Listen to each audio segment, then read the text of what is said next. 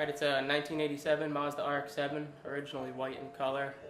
About 5 years ago, did an inside-outside paint job with the navy blue you see. The yellow engine bay a little bit before that. When we painted it blue, put the GP Sports non-aggressive rear kit on it with the Turbo 2 mirrors, D-Max style hood vent. I've had the car 8 going on 9 years. Bought it because it was a good deal. Super cheap, no engine, just a rolling shell.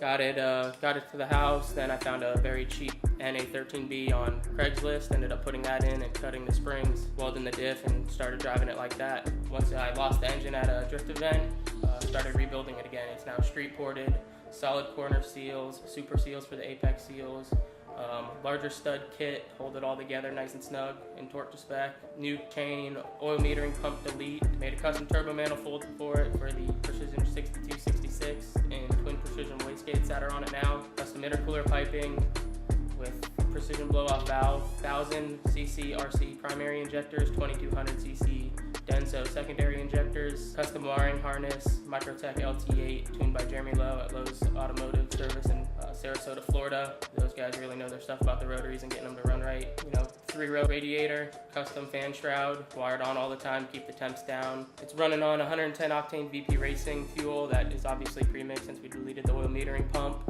Then as far as suspension goes and brakes, we have Turbo 2 4-piston rotors up front, steel braided lines, pretty simple ASE hydraulic e-brake just routed in line. Megan Racing coilovers, full PBM front steering knuckles, lower control arms, everything. Sway bar delete, got a fuel cell in the rear, we deleted the stock tank, along with an Aeromotive A1000 pump and braided line obviously all throughout the car to get it up to the fuel rails. Full custom cage we did about 7 years ago. The interior is completely gutted. Again, the chassis harness is also custom. There's almost no original wires in the car anymore.